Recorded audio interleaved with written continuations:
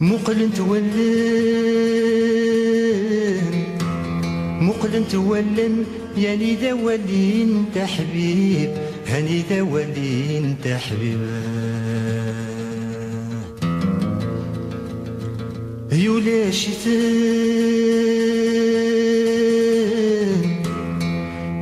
شيثن ورد تصوض نور قريب، ورد تصوض نور قريب. يعني إذا كنت سندا فرح مواذ قبل العباد. يولي ويوهين هذيا من بلي تكفام، هذيا من بلي تكفام. لكن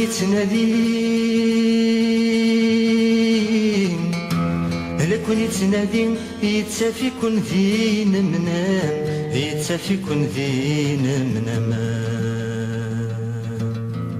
أني إذا كن سنقا تروح مواذي غزران والسنا.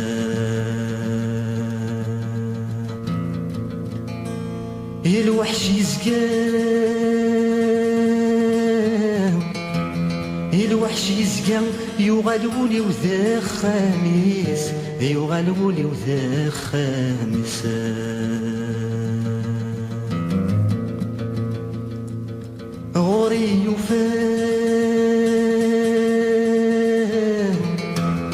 غوري يفهم يا كوين جنو ذا وليس، يا كوين جنو ذا وليس. أني إذا كنت ذو الفرح والنساء يتجام كنساء.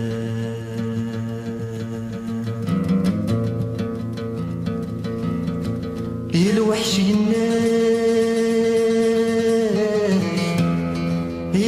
ينك ذا خامي ويرغوليك، ذا خامي ويرغوليك. ثورة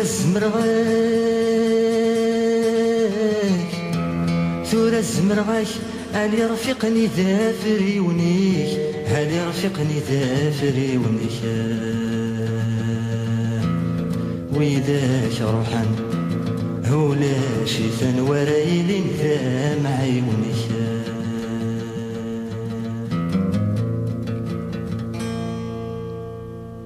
ينفي غيكن يكون ثنى معني سباي واس، ينفي غيكن يكون ثنى معني سباي واس. يجمع مسمنا غد حساني كرد غرادي وثا. ينفي غلبن دلغم كان قيمة يماكرز السروثا.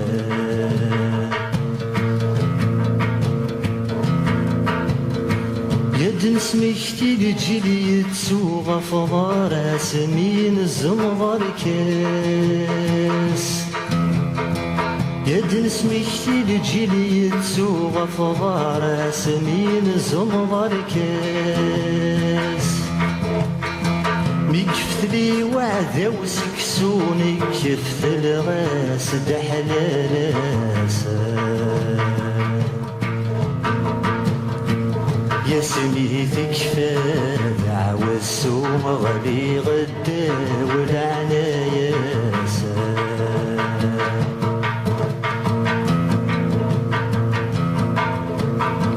العنايا تشبه مسمر يرصن ديت سيايقين. العنايا تشبه مسمر يرصن ديت سيايقين. نكش دجاني غمر سقفوسي جاذ تشغل قيمة.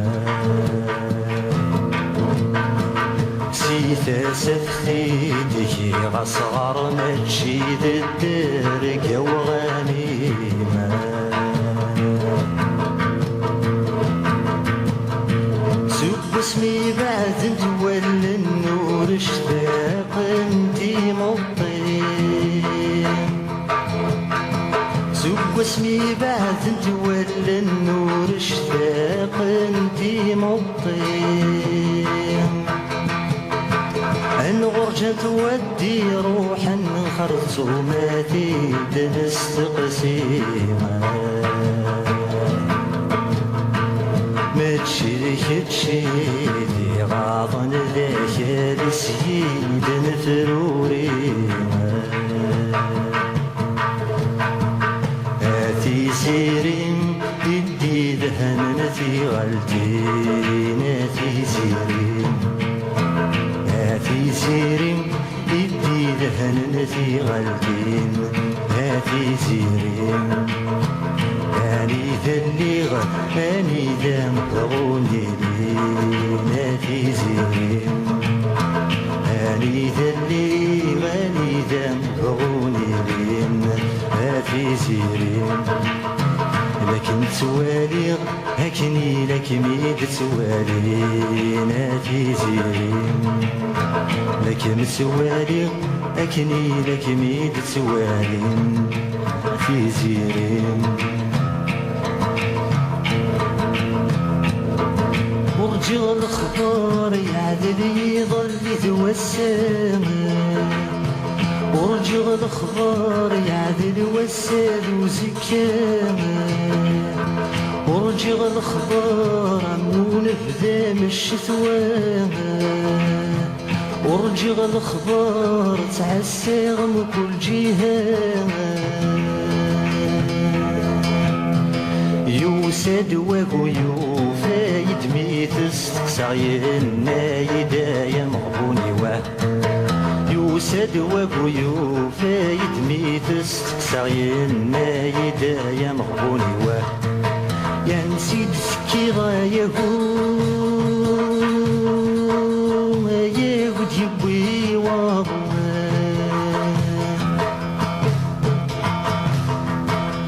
نسيت تكي غايهو ياهود يبوي واضنا ذكي غدا نسد تروح سندك نرتو غالطا يا مغبوني واه ذكي غدا نسد تروح سندك نرتو غالطا يا مغبوني واه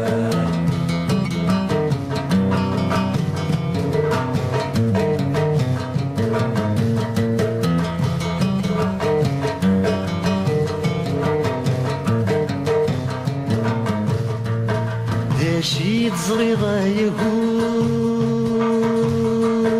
ياهود يبوي واضنا ذا شيد صغيرة يهو ياهود يبوي واضنا الصغيرة دقاتي تحمل ضرث تعاود تنتظر يا مغبوني واه يصري غدقاتي تحمل ضرث تعاود تنتظر يا مغبوني واه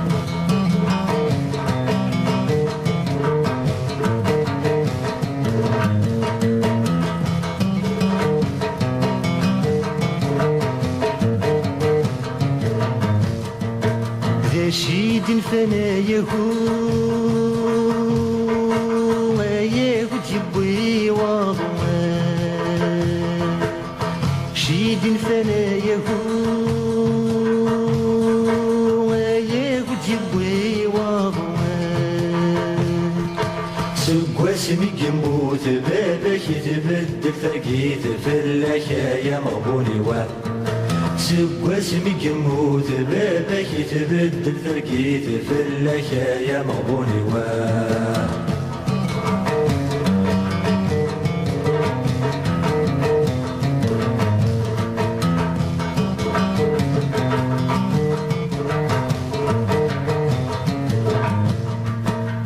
مازال ما يحكي وضمان ما مازالك ما يحكم ما يجبي وضمان حكيم سعار حكيم نوايا وذنا يقي ما يا مغبوني يا حكيم سعار حكيم نوايا وذنا يقي ما يا مغبوني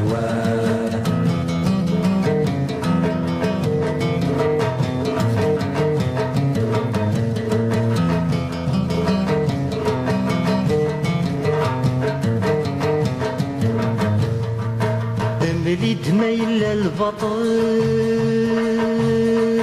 لا ياخد يبوي وضمان مليد ما إلا البطل لا ياخد يبوي وضمان ثماتني شتي خدم المية يندك سافة مطلنا يا مغبوني ثماتني شتي خدم المية يندك سافة مطلنا يا مغبوني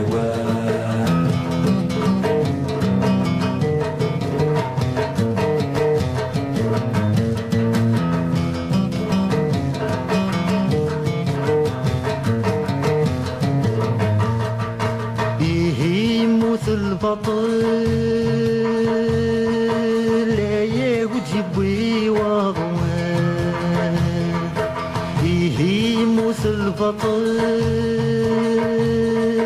لا ياخد يبوي وضمان ثماتني شتي نطلني لا تدي فالنا يا مغبوني ثماتني شتي نطلني لا تدي فالنا يا مغبوني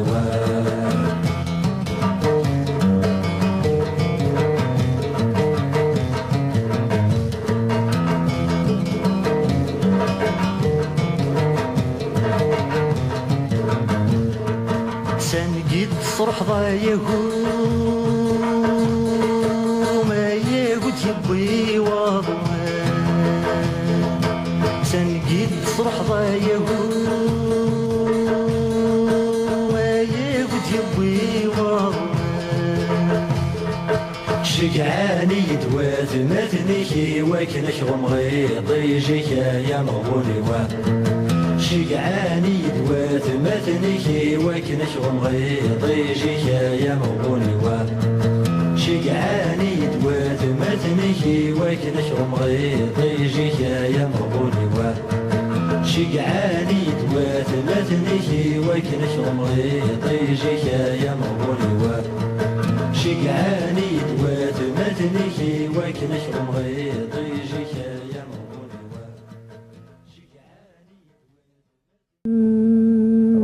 Tu vois déjà comment on pouvait évoluer loin de cette idée-là. Il y a un dame d'abord, ou l'idée de la mort en permanence. Ou même bad, le remords. نهار اللي خرجت من السبيطار طلعت الله في راس هذيك ونشفى على اختي الصغيره نشفى عليها صورت هكذا طياره بالفحم فوق حيط ابيض. من وصلت تم خارج من السبيطار شفت ديك الطياره مازال صبت عليها النون تاع دوزيفر. من شفت الطياره هذيك تفكرت اختي دخلت للدار اي فوالا لو درام. من دخلت للدار العجوز نتاع ما قابلتني وقالت لي خرج لي من الدار ماشي هكذا لي زدت لا لامور فيليال. كيفاش واجبتها انا؟ واجبتها بلامور ماتيرنال كي سي ترادوي كومون. خرجت من الدار ورحت وين نروح وصلت للجاردن بيبليك قعدت لوحدي ما عندي لا فرنك لا زوج. سمعت الماشينه نتاع الزير طلعت فيها ما عندي لا كارت لا زوج لا وجيت رايح وين العاصمه.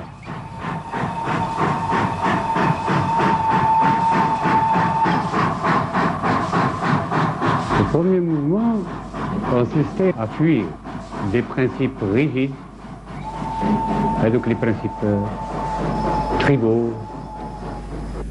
À 15-16 ans, vous mariez, vous étiez là à faire des enfants en même temps que votre père.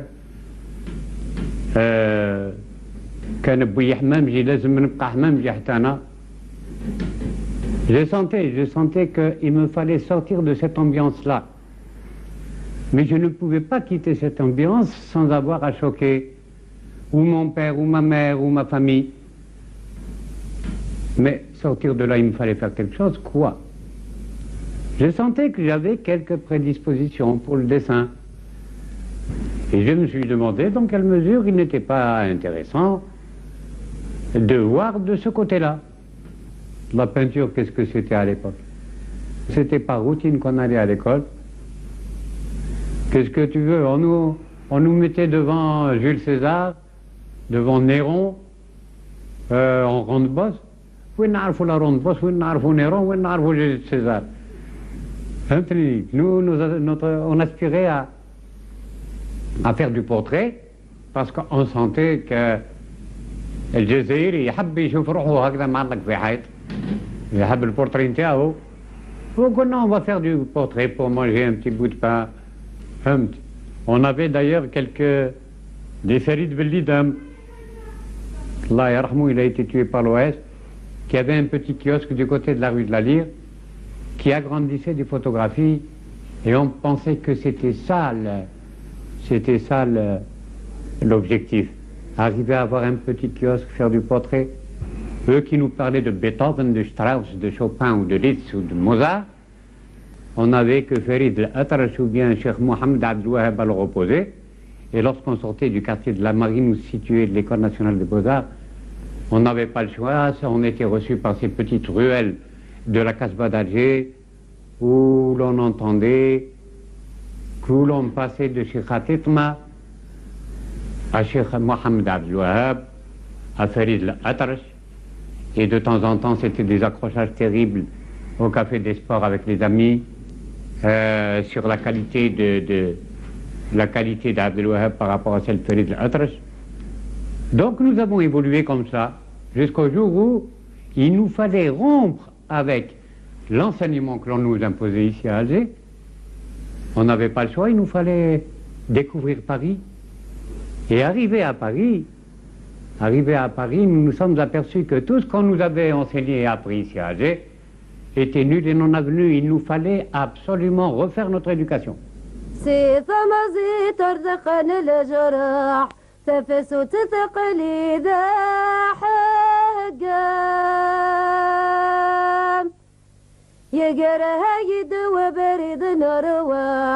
هذا الجغل سري وخام تفرغه بالرياح نذغ ذا شرقه الطلام تفرغه بالرياح نذغ ذا شرقه الطلام روحا غجي غتماثن روحا غد نادي غثاقمات روحا غروي ذي تمتتن سودرت غاد الزرغاني هدات هدي غدوي ذي يتوثن أقبل لك شمغ ستقاعد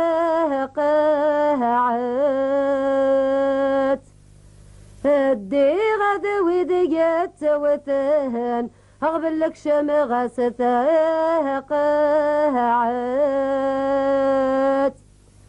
تقدمت تسوالي تجديت تتم وتثيتات لهقام هندسي هوا ثوضثيت مكزن غازارة دياسقام ذي ثنافق زمغ ثيميت وكيغدو في غتات لحام ذي تنافق زمغ ثميت وكيغدو في غتات لحام. Tout d'un coup, il y a eu une explosion. Le noir. Et les explosions font mal. Il n'y a pas eu de déviation. Il n'y a pas eu de déviation, non. Il y a eu tout simplement une espèce de rupture. Il y a eu quelque chose. Il y a eu un bouleversement. Mais est-ce que ce bouleversement a été compris, pour revenir à la désertion? Si ce bouleversement avait été compris par les autres, peut-être qu'il n'y aurait pas eu de désertion. Peut-être qu'on serait resté là, mais ça aurait servi à quoi? Il nous fallait partir. Plus personne n'avait pitié pour nous et c'est tout ce qu'on demandait à l'entourage, d'avoir pitié pour nous. C'était fini, il y a eu une rupture, il y a eu une cassure. Les lieux me permouhent, les lieux. Les lieux me permouhent, combien de fois on nous a vu pleurer, on nous a vu... Pas parce que nous sommes des mauviettes ou parce que nous sommes des gens, comme on le dit si fragilement et si facilement, des gens sensibles, ça ne veut rien dire. Mais parce que qu'on a toujours essayé de faire appel, on n'a pas voulu faire pencher les autres à la grâce. On n'a pas imploré la pitié de l'environnement, non. Mais on aurait souhaité les voir se pencher un petit peu sur notre condition et mieux nous comprendre. Quand je dis nous parce que je ne parle pas seulement de moi, de l'explosion, de ce que j'y ai vécu, non. Je parle de nous, les infirmes, et là, je pense à tous ceux qui ont tout sacrifié pour se consacrer à une œuvre quelconque, que ce soit de la musique, que ce soit de la peinture, que ce soit de la littérature, enfin, à tous ceux qui ont eu ce courage.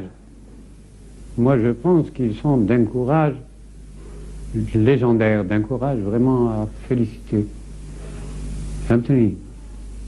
Parce que ce sont les seuls qui ont lancé le défi. Ils n'ont pas été récompensés, ils n'ont jamais demandé à être récompensés. Ils auraient tout simplement souhaité qu'on leur prouve qu'ils ont intéressé à leur recherche le public.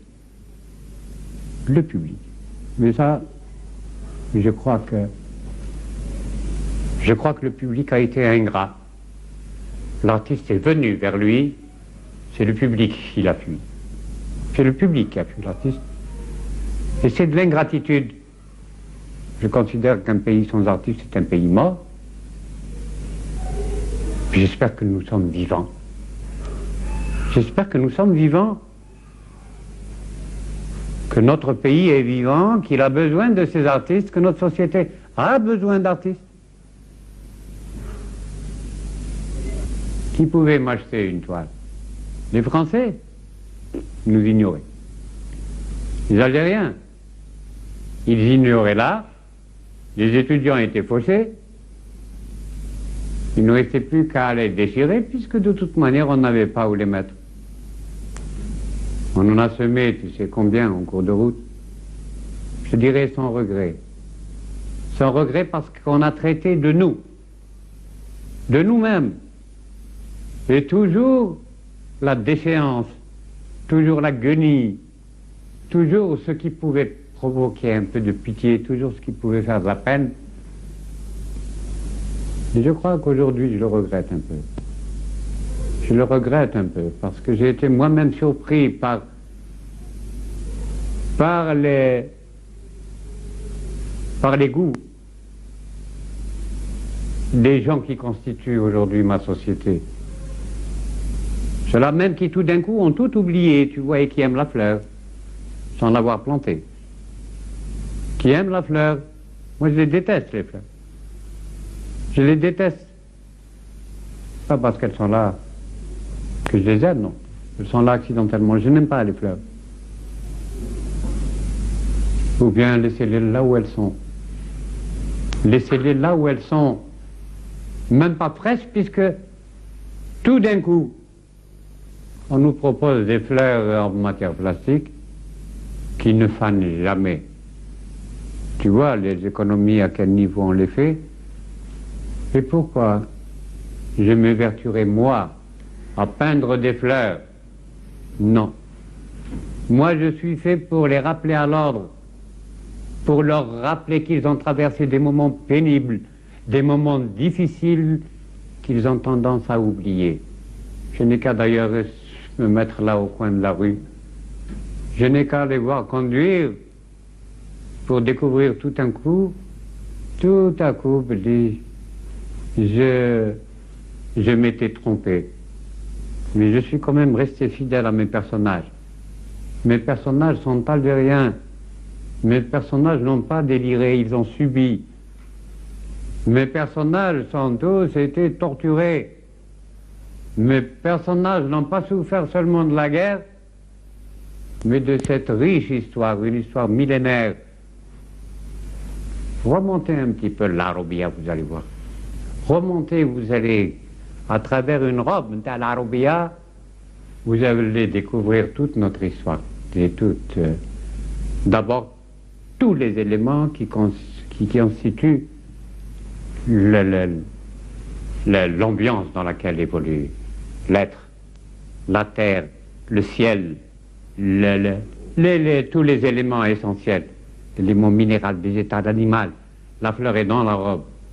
La pièce, même la petite pièce qui vient s'ajouter à la robe parce que déchirée, eh bien, à sa petite fleur, parce qu'on a choisi la pièce.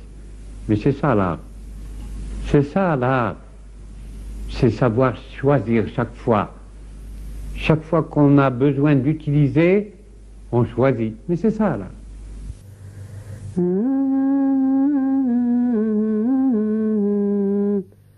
J'étais sérieusement au bord de l'abîme à l'époque. Il me fallait absolument trouver un dérivatif quelconque. Il me fallait absolument trouver quelque chose à moi. Pourquoi? Parce que l'on a toujours considéré comme incapable ou impuissant ou je ne sais quoi, un infirme. Regarde par exemple la mesure. Après 2 ans d'hôpital, tu rentres chez toi et ta mère te reçoit te disant, par amour filial, elle te dit, sors de la maison, je t'ai pas mis au monde infirme. Et toi, par amour maternel, tu lui réponds, eh bien, je te quitte pour te prouver qu'un infirme n'est pas diminué, et c'est de l'amour. Le drame pour l'amour.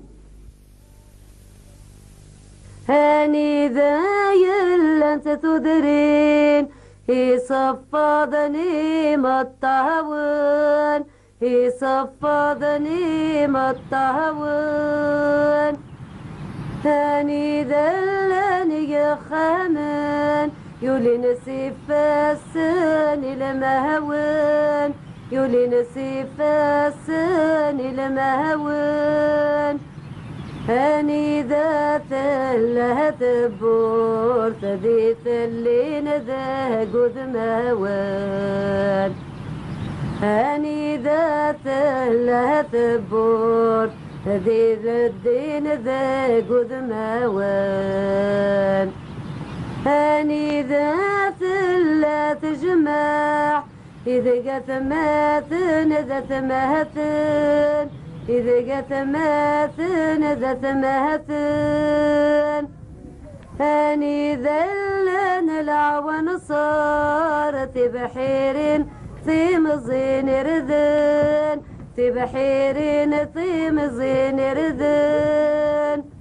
هاني ذلهني بردان قس فرحني مسبره ذان هاني ذلهني بردان قس فرحني مسبره ذان هاني ذلهني سولاس يطفنا خامل جدود يطفنا خامل جدود هاني ذلاني كوفا وذي الصفراح العيود وذي الصفراح العيود هاني ذلاني يا شبولا وذنك نيسي يا شبح ودود هاني ذلاني يا شبولا وذاك نيسي يا شبح ودود اسمك اني مثل سكر بورقز مقدين وفث قليل تيغن غور ونسهق المقصود إذ القيادة ماتشي دارومين يا سميت تحوزم ذيلا نكون ولاش كونو يلا مسيجا ناس يسم الثورة نكوني خضار بهم يا سميت تحوزم ذيلا نكون ولاش كونو يلا مسيجا ناس يسم الثورة نكوني خضار بهم يا جاجيح ياسم قعد داير جاتي بوجلت وجلال جرح دي مطيم وين يروح نسمي يتجدى خامس يخلث قرم داك وخنويم ثرمي الشاب صريمة ودونك فيك دنك ومثي ناس اسم الحورية